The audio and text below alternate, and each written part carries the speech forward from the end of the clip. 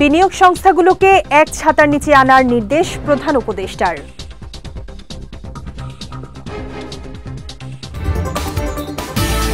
চলতি বছরের মাঝামাঝি সময়েই জাতীয় নির্বাচন সম্ভব বললেন মির্জা ফখরুল।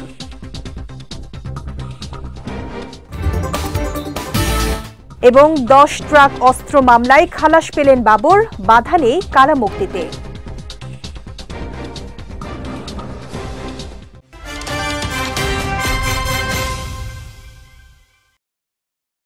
আসসালামু আলাইকুম। বিজয় রাতের সংবাদে আমন্ত্রণ জানাচ্ছি আমি শেখ তাসফিয়া করিম। শুনছিলেন শিরোনাম, এবারে বিস্তারিত।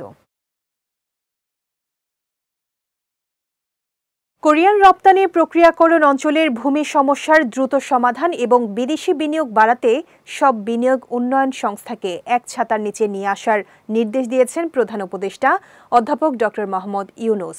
আজ রাষ্ট্রীয় অতিথি ভবন যমুনায় ইয়ং ওন কর্পোরেশনের চেয়ারম্যান কি হাক সাং এবং আরও কয়েকজন শীর্ষ বিদেশি বিনিয়োগকারীর সঙ্গে বৈঠকে তিনি এ নির্দেশ দেন। প্রধান উপদেষ্টা কি হাক সাংকে জানান, শিল্পাঞ্চলে এফডিআই এর প্রধান বাধা হিসেবে চিহ্নিত কোরিয়ান ইপিজেটের জমি সমস্যাটি আগামী 6 ফেব্রুয়ারির মধ্যে সমাধান করা হবে। এ সময় অন্তর্বর্তী সরকারের দ্রুত পদক্ষেপের প্রশংসা করে কি হাক সাং। বৈঠকে বাংলাদেশে একাধিক গার্মেন্টস কারখানার পরিচালক, ব্রিটিশ কোম্পানি ডিওহার্স্টের পরিচালক পল অ্যান্থনি ওয়ারেনও উপস্থিত ছিলেন। চলতি বছরের মাঝামাঝি সময়ে জাতীয় সংসদ নির্বাচন করা সম্ভব বলে মন্তব্য করেছেন বিএনপির মহাসচিব মির্জা ফখরুল ইসলাম আলমগীর। আজ রাজধানীর গুলশানে বিএনপি চেয়ারপারসনের কার্যালয়ে এক সংবাদ সম্মেলনে তিনি এ মন্তব্য করেন। এ সময় জাতীয় সংসদ নির্বাচন ছাড়া অন্য নির্বাচন করার চিন্তা আসে কোথা থেকে, এমন প্রশ্ন রাখেন মির্জা ফখরুল। এছাড়া জুলাই গণ অভ্যুত্থানের ঘোষণাপত্র প্রসঙ্গে মির্জা ফখরুল জানান, এ বিষয়ে উপদেষ্টা মাহফুজ আলমের সঙ্গে আলাপ হয়েছে। এছাড়াও সংবিধান বিশেষজ্ঞদের পরামর্শ নেয়ার পর সিদ্ধান্ত নেওয়া হবে বলেও জানান তিনি। সবই তো তৈরি আছে এবং নির্বাচন কমিশন বলেছে যে আমরা রেডি, নির্বাচন করার জন্য আমরা তৈরি আছি এবং তারা জাতীয় সংসদ নির্বাচন করার জন্যই তৈরি আছে এবং তারা পরিষ্কার করে বলে দিয়েছে যে দুটো নির্বাচন একসাথে সম্ভব না। সুতরাং এটা আজকে জাতির স্বার্থে আমাদের মাঝে মাঝে আমি নিজে অবাক হই, আমরা অবাক হই আর কি, যে এরকম একটা ক্রিটিক্যাল মোমেন্টে জাতীয় সংসদ নির্বাচন ছাড়া অন্য নির্বাচন করার চিন্তাটা আসে কোত্থেকে? এটা গেল 1 নম্বর। 2 নম্বর, নির্বাচন পেছানোর চিন্তাটাই বা আসে কোত্থেকে?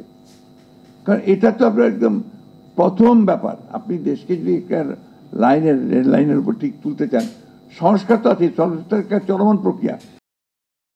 বহুল আলোচিত 10 ট্রাক অস্ত্র মামলা থেকে খালাস পেয়েছেন সাবেক স্বরাষ্ট্র প্রতিমন্ত্রী লুৎফুজ্জামান বাবর। আজ বিচারপতি মোস্তফা জামান ইসলাম ও বিচারপতি নাসরিন আক্তারের হাইকোর্ট বেঞ্চ এ রায় দেন। এর আগে গত 18 ডিসেম্বর 10 ট্রাক অস্ত্র আটকের ঘটনায় দায়ের করা চোরাচালান মামলায় খালাস পান তিনি। এবার খালাস পেলেন অস্ত্র আইনে দায়ের করা মামলায়। এতে তার কারামুক্তিতে আর কোনো বাধা নেই বলে জানিয়েছেন আইনজীবীরা। 2004 সালের 1 এপ্রিল CUFL ঘাট থেকে আটক করা হয় 10 ট্রাক অস্ত্রের চালান। সে সময় কর্ণফুলী থানায় অস্ত্র আইন ও বিশেষ ক্ষমতা আইনে চোরাচালানের অভিযোগে 2টি মামলা দায়ের করা হয়। অন্তর্বর্তী সরকার দায়িত্ব নেয়ার পর গত 5 মাসে গুণগত কোনো পরিবর্তন দেখতে পাওয়া যায়নি বলে মন্তব্য করেছেন নাগরিক ঐক্যের সভাপতি মাহমুদুর রহমান মান্না। আজ জাতীয় প্রেস ক্লাবের সামনে ভ্যাট বাড়ানোর সিদ্ধান্তের প্রতিবাদে দেশ বাঁচাও মানুষ বাঁচাও আন্দোলন আয়োজিত প্রতিবাদ সমাবেশে তিনি এই মন্তব্য করেন। প্রধান উপদেষ্টাকে উদ্দেশ্য করে মান্না বলেন, বিগত 50 বছর ধরে যে বৈষম্য দেশের মাটিতে টিকে আছে তা একদিনে দূর করা যাবে না। এ সময় প্রধান উপদেষ্টার কাছে কোন যুক্তিতে টিসিবি পণ্য বন্ধ করা হয়েছে সে প্রশ্ন রাখেন তিনি। ফিটনেস লাভারদের কথা চিন্তা করে যাত্রা শুরু করল ড্রিঙ্কস ব্র্যান্ড ক্লেমনের নতুন ভ্যারিয়েন্ট ক্লেমন জিরো। সকালে রাজধানীর একটি হোটেলের বলরুমে আয়োজিত অনুষ্ঠানে ক্লেমন জিরো লঞ্চ করা হয়। অনুষ্ঠানে ক্লেমন জিরো নিয়ে আকিজ ফুড অ্যান্ড বেভারেজ লিমিটেডের ডিরেক্টর অপারেশন সৈয়দ জহুরুল আলম বলেন, ফিটনেস নিয়ে যেন কোনো কম্প্রোমাইজ করতে না হয়, তাই ক্লেমন নিয়ে এসেছে সুগার ফ্রি ক্লেমন জিরো। এ সময় ক্লেমনের ব্র্যান্ড ম্যানেজার আব্দুল আজিজ সহ অন্যান্য ঊর্ধ্বতন কর্মকর্তারা উপস্থিত ছিলেন। এবার জেলা সংবাদ।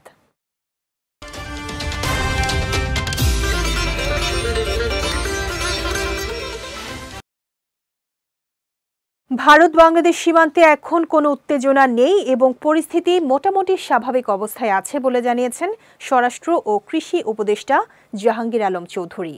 দুপুরে ময়মনসিংহ সিটি কর্পোরেশনের শহীদ শাহাবুদ্দিন মিলনায়তনে আয়োজিত মতবিনিময় সভায় সাংবাদিকদের প্রশ্নের জবাবে তিনি একথা জানান। বলেন, সীমান্ত এলাকায় কাঁটাতারের বেড়া আর নির্মাণ করছে না বিএসএফ। তিনি আরও জানান, দুই দেশের সীমান্ত রক্ষায় আগামী মাসে বিজিবি ও বিএসএফ এর ঊর্ধ্বতন কর্মকর্তা পর্যায়ে বৈঠক হবে। এ সময় কৃষকের সার নিয়ে সাংবাদিকদের প্রশ্নের জবাবে জাহাঙ্গীর আলম চৌধুরী বলেন, সারের কোনো সংকট নেই। একই সঙ্গে কেউ সারের কৃত্রিম সংকট সৃষ্টির চেষ্টা করলে আইনগত ব্যবস্থা নিয়ে আরও হুঁশিয়ারি দেন স্বরাষ্ট্র উপদেষ্টা। সারের কোনো সংকট নাই, আর যদি কেউ সারের কৃত্রিম সংকট করার চেষ্টা করে, আমি আইন শৃঙ্খলা বাহিনী এবং ডিভিশনাল কমিশনার সাহেব আছে, তাদের বলবো তাদের এগেনস্টে প্রপার অ্যাকশন নেওয়ার জন্য।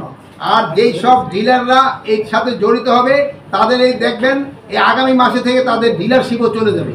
তাদের কোনো অবস্থায় তাদের ছাড় দেওয়া হবে না, কোনো অবস্থায় ছাড় দেওয়া হবে না। আর আপনি বলবেন কৃষকদের এটা আশ্বস্ত করবেন, যেটা নিয়ে আমাদের দেশের প্রাণ কৃষকরা তারা যেন ছাড় পায়, এবং আমি আপনাদের কাছে বলে যাচ্ছি তারা অবশ্যই ছাড় পাবে এবং যেই ন্যায্য মূল্যে তারা ছাড় পাবে। আর আপনারা এটা তাদের কাছে প্রচার করে দিবেন। পরবর্তীতে যারা ক্ষমতায় আসবে তারা তরুণ প্রজন্মের ভাষা বুঝতে ব্যর্থ হলে তাদের পরিণতি আওয়ামী লীগের মতোই হবে বলে মন্তব্য করেছেন বৈষম্য বিরোধী ছাত্র আন্দোলনের আহ্বায়ক হাসনাত আব্দুল্লাহ। সকালে নারায়ণগঞ্জের চাষারায় কেন্দ্রীয় শহীদ মিনারে জুলাই বিপ্লবের ঘোষণাপত্রের দাবিতে গণসংযোগ ও লিফলেট বিতরণ কর্মসূচিতে তিনি মন্তব্য করেন। বলেন, আওয়ামী লীগ ছাড়া অংশগ্রহণমূলক নির্বাচন হবে না যারা বলে তারা আওয়ামী লীগের ফ্যাসিবাদের ইন্ধনে ছিল। এ সময় ওয়ার্ড থেকে শুরু করে কেন্দ্র পর্যন্ত প্রত্যেক আওয়ামী লীগের নেতাকর্মীকে বিচারের আওতায় আনার দাবি জানান হাসনাত আব্দুল্লাহ। কর্মসূচিতে জাতীয় নাগরিক কমিটির মুখপাত্র সামান্তা শারমিন, যুগ্ম সদস্য সচিব আব্দুল্লাহ আল আমিন সহ অনেকে উপস্থিত ছিলেন। যেসব তথ্যজীবী, যেসব মিডিয়া দ্বারা, যেসব বিশ্ববিদ্যালয়ের শিক্ষক, যেসব বুদ্ধিজীবী এখন আওয়ামী লীগের মানবাধিকারের জন্য তারা সরব হয়েছেন, আপনারা এই ফেসিবাদকে, এই ফেসিবাদের তরুণ ঘি খেয়ে আপনারা এতদিন পর্যন্ত আপনারা এই ফেসিবাদকে পৃষ্ঠপোষকতা দিয়েছেন। সুতরাং আপনারা ফেসিবাদের পক্ষে যে কলমগুলো এখন আবার লিখবে, আমরা সেই কলমগুলোকে আমরা ভেঙে দিব। কুষ্টিয়ার দৌলতপুরে বিদেশি পিস্তল ও 7 রাউন্ড গুলিসহ শীর্ষ সন্ত্রাসী আনোয়ার হোসেন ও তার সহযোগী স্ত্রী কমেলা বেগমকে আটক করেছে সেনাবাহিনী। গতকাল রাতে উপজেলার মথুরাপুর ইউনিয়নের বাগুয়ান মধ্যপাড়া গ্রাম থেকে তাদের আটক করা হয়। সেনাবাহিনীর কুষ্টিয়া ক্যাম্প জানায়, হত্যা, মাদক ও অস্ত্রসহ একাধিক মামলার আসামি আনোয়ার ও তার স্ত্রীকে গোপন সংবাদের ভিত্তিতে অভিযান চালিয়ে তাদের নিজ বাড়ি থেকে আটক করা হয়েছে। এ সময় তাদের বাড়িতে তল্লাশি চালিয়ে একটি বিদেশি পিস্তল ও 7 রাউন্ড গুলি জব্দ করা হয়। আটককৃতদের দৌলতপুর থানায় হস্তান্তর করা হয়েছে বলেও জানিয়েছে সেনাবাহিনী। নওগাঁর মহাদেবপুরে ডাকাতি ও সংঘবদ্ধ ধর্ষণ মামলায় আন্তজেলা ডাকাত দলের 7 সদস্যকে গ্রেফতার করেছে পুলিশ। দুপুরে জেলা পুলিশ সুপারের সভাকক্ষে আয়োজিত সংবাদ সম্মেলনে এ তথ্য নিশ্চিত করেন জেলা পুলিশ সুপার সাফিউল সারওয়ার। তিনি জানান, গত 9 ডিসেম্বর মহাদেবপুর থানার খাজুর গ্রামের একটি বাড়িতে লুটপাট চালায় ডাকাত দল। এ সময় ওই বাড়ির গৃহবধূকে অপহরণ করে সংঘবদ্ধ ধর্ষণ করা হয়। পরে স্থানীয়দের সহযোগিতায় ভুক্তভোগীকে উদ্ধারের পর ডাকাতদের গ্রেফতারে অভিযান শুরু করে পুলিশ। এরই ধারাবাহিকতায় গতকাল রাতে নওগাঁ জেলার বিভিন্ন এলাকায় অভিযান চালিয়ে ডাকাত দলের 7 সদস্যকে গ্রেফতার করা হয়। গ্রেফতারকৃতদের আদালতের মাধ্যমে জেল হাজতে পাঠানো হয়েছে বলেও জানিয়েছেন জেলা পুলিশ সুপার। উক্ত মামলায় মূল আসামি শরীফুল ইসলাম ওরফে পচা সহ 7 জনকে গ্রেফতার করতে সক্ষম হয়। উক্ত মামলার 3 জন 164 করেছে এবং মামলার ব্যবহৃত আলামত আমরা জব্দ করতে পেরেছি। যাচ্ছি খেলার সংবাদে।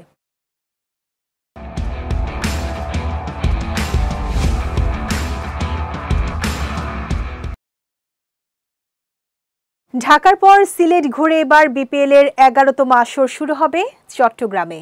আগামী 16 জানুয়ারি থেকে শুরু হবে চট্টগ্রাম পর্বের খেলা। সেখানে 8 দিনে মাঠে গড়াবে 12টি ম্যাচ। 23 জানুয়ারি শেষ হবে এই ধাপ। এরপর আবার ঢাকায় আসবে বিপিএল।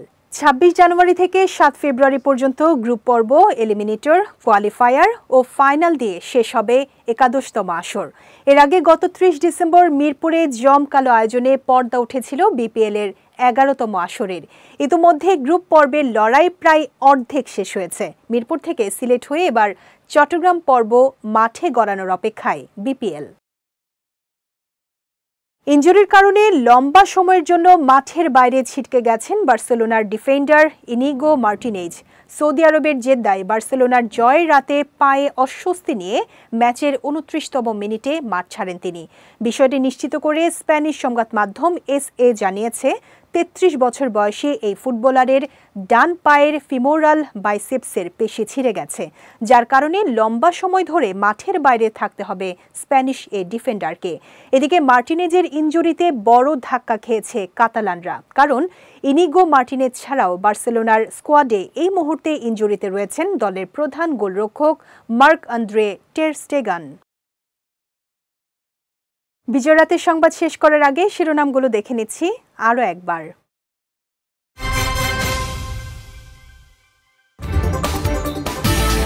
বিনিয়োগ সংস্থাগুলোকে এক ছাতার নিচে আনার নির্দেশ প্রধান উপদেষ্টার।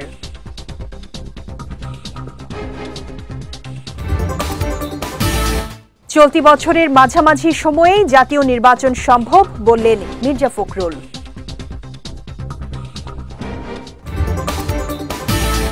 এবং 10 ট্রাক অস্ত্র মামলায় খালাস পেলেন বাবর, বাধা নেই কারামুক্তিতে।